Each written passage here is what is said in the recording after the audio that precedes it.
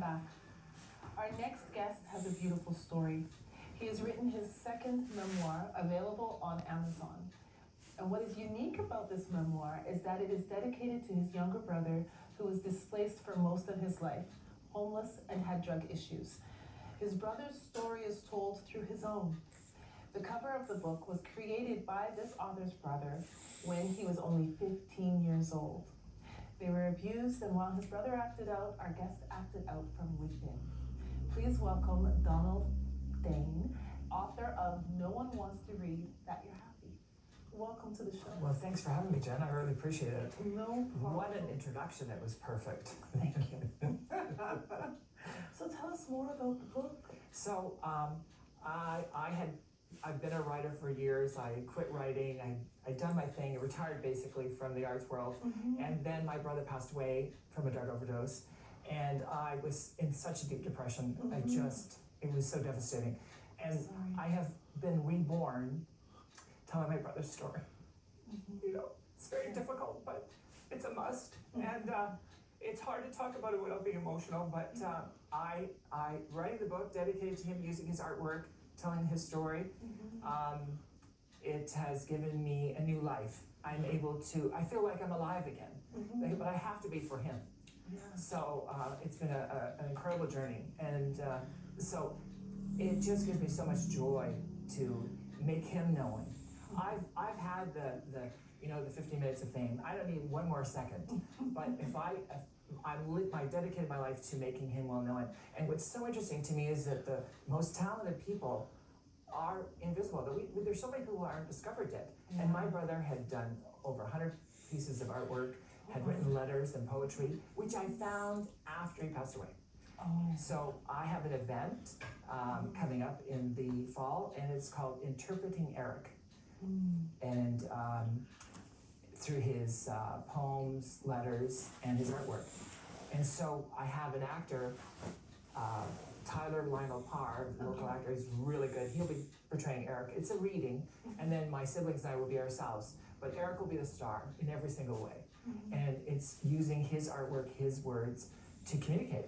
Oh, wonderful. So through passing, it's such a weird thing that we can discover people. A lot of his artwork was self-portraits. So, like the cover is a self-portrait. And what's interesting about the cover is he did that when he was 15. And this is an interesting comment on, teachers, how sometimes we don't pick up on things. The teacher marked on that cover, on the back of it, C+, nice effort, the colors in the water don't match the sky. And yet, it's him drowning. Missing the point of he's communicating. And often we do miss so many trigger signals, in life. Yeah, definitely. And so this story, it seems like it's going to be an emotional one, but I think it's probably going to help a lot of people. Oh yes, yes. It is an emotional story, and there is hope, joy, faith, a renewal of faith in it. The title comes from because my partner that I've had for 27 years, he was the first person I told him I'm going to write a book, and he goes, "No, you're not." And I go, "Oh, yes, I am." He says, because my first book was about my abuse, right? And he goes, "I can see people wanting to hear about you being abused, read about that. But no one wants to read that you're happy."